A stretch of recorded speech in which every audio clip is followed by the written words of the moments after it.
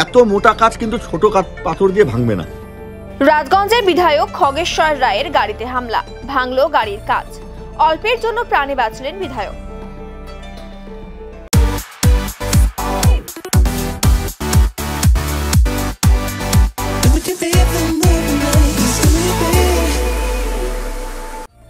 আজ ফুলবাড়িতে আসছেন রাজ্যের মুখ্যমন্ত্রী মমতা বন্দ্যোপাধ্যায়। এই কারণে বিভিন্ন গ্রাম পঞ্চায়েত এলাকায় দলীয় মিটিং করছিলেন বিধায়ক খগেশ্বর রায়।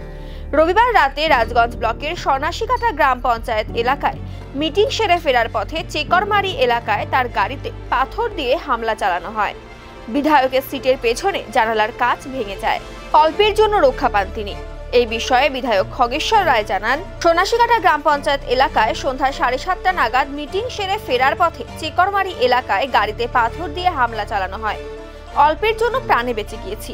বিরোধীরাই এই কাজ করেছেন বলে অভিযোগ করেন তিনি। সন্ধ্যায় মিটিং করে আমি 7:20 বেরোলাম। বের হওয়ার সময় তারপরে আসবো মাঝেলি অঞ্চল, মানে আগামীকাল যাদের প্রচুর লোক হয় ওখানে 7:20 সময় তখন গাড্ডা কুন্ডু বাগানে হুট করে আমার গাড়ির উপরে অ্যাটাক। কতজন ছিল কিছু জানেন? আরে অন্ধকার তো কি করে বোঝা যায়, মানে আমি সামনে ছিলাম, আমাকে বোধহয় অ্যাটাক করার চেষ্টা করছিল, মানে ভাগ্যেই আমি সামনে থাকি। অ্যাটাক করে লাগছে পিছনে আমার শুভেন্দু সরকার আছে, হ্যাঁ, ওর পিছনে কাজটা ভেঙে পুরা হয়ে গেছে, হ্যাঁ, ওর কিছু ইয়ে লাগছে, চোট লাগছে। অ্যাটাক করে তারপরে মাঝেলি অঞ্চলে মিটিং করতে পারলাম, সাথে চলে আসলাম। কি দিয়ে অ্যাটাক হলো কি বুঝলেন? আমার যেটা মনে হয় বিজেপি এবং কংগ্রেস মিলিতভাবে যৌথভাবে, যেহেতু আমি সারা জলপাইগুড়ি জেলায় তৃণমূল কংগ্রেস চেয়ারম্যান হিসেবে সারা জলপাইগুড়ি জেলায় বিভিন্ন জায়গায় তৃণমূল কংগ্রেস তথা মহামাটি মানুষের সরকারের মুখ্যমন্ত্রীর যে উন্নয়ন, সেই উন্নয়নের কথা বিভিন্ন জায়গায় বিভিন্ন ব্লকে বিভিন্ন বিধানসভায় আমি ঘুরে বেড়াই। তার জন্য মানে সামনে যেহেতু লোকসভা নির্বাচন, কি করে আমাকে দমায় রাখা যায় তার একটা চক্রান্ত সৃষ্টি করছে। হ্যাঁ, পাথর দিয়ে ঢিল মারছে। আমি মানে ভাবলাম এমন ঢিল মারার মতো কি না গুলি, সাথে শুভেন্দু অধিকার, তারপরে পুরা চিৎকার চেঁচা, প্রচুর লোক আসলো, যাই প্রচুর লোক আসলো, কিছু হলো না। আমি আতঙ্কিত জীবনে হয়নি। বামফ্রন্টের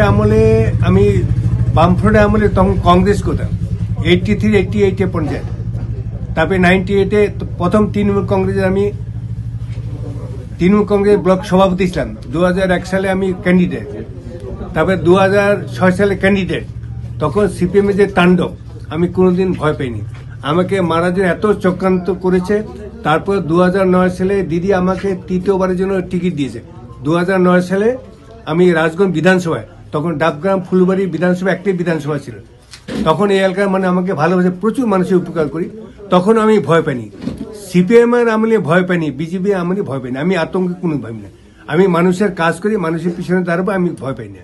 হ্যাঁ, বিজেপি কংগ্রেস মিলিতভাবে আমাদের মহামাটি মানুষের সরকারের মুখ্যমন্ত্রী মমতা ব্যানার্জি, অভিষেক ব্যানার্জি কি করে দমায় রাখা যায়, ইডি সিবিআই তার একটা চক্রান্ত হবে, তার একটা চক্রান্ত করতে আমাকে কোনো করতে পারবে। দেখুন, এমনিতে তো আমাদের রাজগঞ্জ একটা শান্তিপ্রিয় জায়গা, আজ পর্যন্ত এরকম কোনো ঘটনা ঘটেনি। এবং আমাদের বিধায়ক সাহেব সর্বোপরি উনি আবার আমাদের জলপাইগুড়ি জেলা তৃণমূল কংগ্রেসের চেয়ারম্যান। বর্তমানে গোটা জেলাটা উনি নিজে একা গাড়ি নিয়ে চষে বেড়ান এবং তৃণমূল কংগ্রেসের প্রচার করেন, মমতা ব্যানার্জি, অভিষেক ব্যানার্জির প্রচার করেন।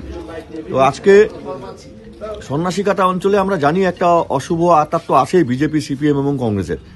আজকে উনি সারাদিনের বিভিন্ন কার্যক্রমের পরে ভিডিওকনের মাঠে আগামীকাল মমতা বন্দ্যোপাধ্যায় আসবেন, সেখানে গিয়েছিলেন। সেখানে দেখাশোনার পরে যে আমাদের প্রত্যেকটা অঞ্চল থেকে প্রায় 1.5-2 হাজার লোক করে আগামীকালকে আমরা প্রায় 16-17 হাজার লোক মমতা বন্দ্যোপাধ্যায়ের যে আমাদের সভা সেখানে নিয়ে যাব। তার পরিদর্শনে তিনি বিভিন্ন অঞ্চলে ঘুরছিলেন এবং তাতেই উনি সন্ন্যাসীকাটা অঞ্চলেও গিয়েছিলেন।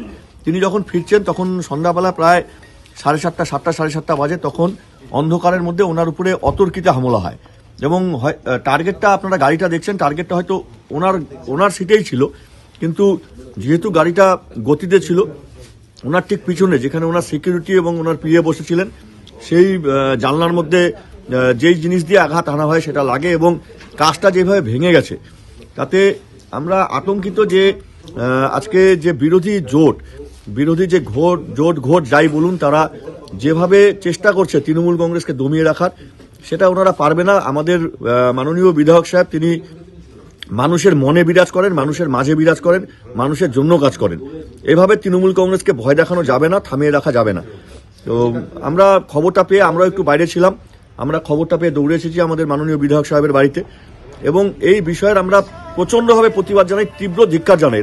রাজনীতির মতো হোক, একজন মানুষ যিনি জনগণের জন্য আজকে 2009 সাল থেকে যিনি বিধায়ক এবং তার আগে উনি ব্লক সভাপতি ছিলেন, দীর্ঘ সময় ধরে যিনি রাজনীতির জন্য নিজের জীবনকে সমর্পণ করেছেন, যিনি মানুষের জন্য কাজ করেছেন, তার উপরে এরকম আক্রমণের, নক্কারজনক আক্রমণের তীব্র ঘৃণা জানাই তাদের যারা এই আক্রমণ করেছে এবং আগামী দিনে এই আক্রমণের যে বিচার আমাদের রাজগঞ্জের জনগণ, আমাদের জলপাইগুড়ির জনগণ এর বিচার করবে এবং বিজেপি, সিপিএম, কংগ্রেস যারাই এই আক্রমণের সঙ্গে জড়িত তারা ভোট বাক্সে এর বিচার পেয়ে যাবে। পুলিশের ভাবার বিষয়, আমরা তো প্রথমে ভেবেছিলাম হয়তো ফায়ারিং করা হয়েছে, তারপরে কখনো মনে হচ্ছে পাথর দিয়ে মারা হয়েছে, কিন্তু এত মোটা কাজ কিন্তু ছোট পাথর দিয়ে ভাঙবে না, যেভাবে ভেঙেছে।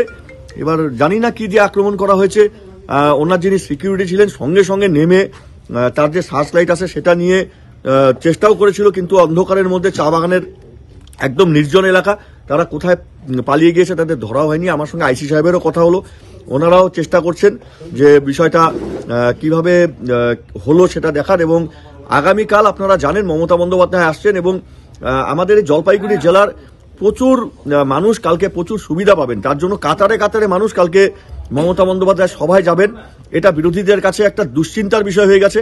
তো এই যে সভাটা, মমতা বন্দ্যোপাধ্যায়ের সভাকে আটকে দেওয়ার জন্য, এই সভাকে বিভিন্নভাবে বাধাগ্রস্ত করবার জন্য এবং আমাদের বিধায়ক সাহেব যেইভাবে মানুষের জন্য কাজ করেন সেই বিধায়ক সাহেবের কাজের গতিকে স্থূল করে দেওয়ার জন্য, ধীর করে দেওয়ার জন্য এই নক্কারজনক আক্রমণ ঘটেছে বলে আমরা মনে করি।